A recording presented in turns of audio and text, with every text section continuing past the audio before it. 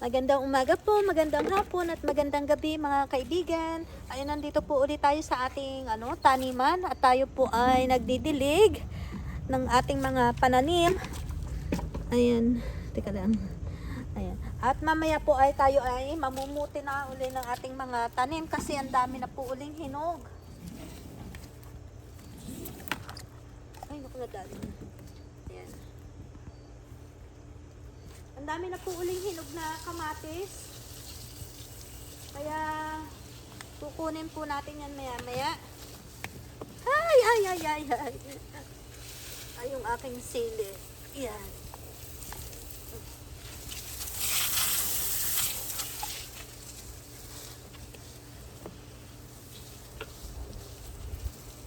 Ayun, dami na namang hinog. Nakakatuwa talaga yung aking puno ng sili. Ng kamatis. Ang sipag niyang mamunga. Ang sipag din niyang mahinog. Alam na ano pala yung puno niya.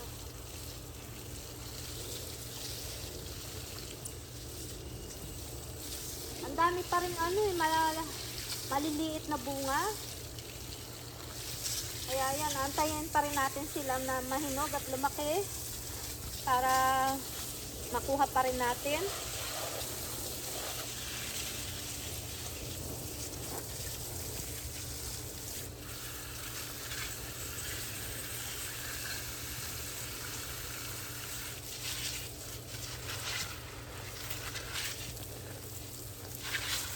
At yung isang upo dito na malaki, okay lang yan.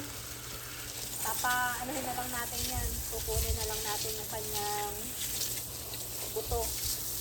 Kasi meron pang mga may mga maliliit pa na na pwede na natin magulay na maupo. So, itong malaki na nandito, hindi ko na muna siya kukuhanin. Bayaan ko na lang siya dyan.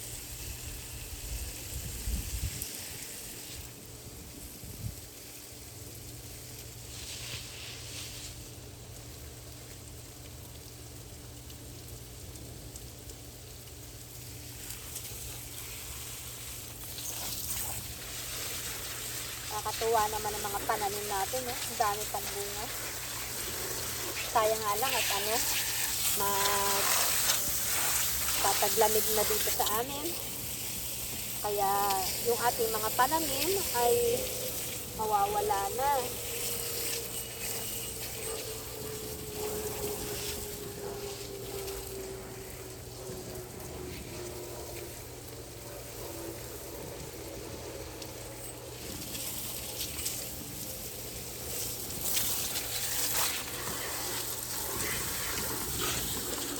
Ayun, tinan nyo, ang dami pang bunga,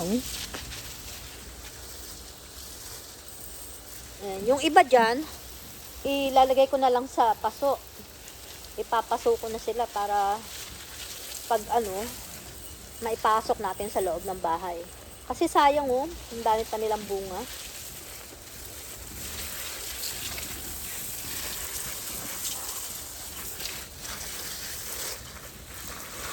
Yung anuhin na lang natin dito itong ating patola. Ayan. Kasi may patola pa tayo dyan na pinapalaki. Ayan, Ayan. Yung mga patola natin. Ayan. Tapos, kunin na lang natin yung iba pa nating mga sitaw. Ayan. Kasi meron pa rin silang mga bungang sitaw,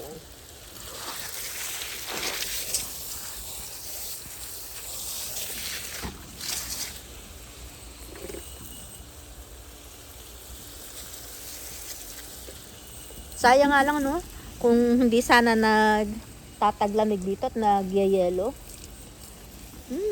Panigurado, ang dami ko pang pananim. Or mas madadagdagan pa itong mga tanim ko.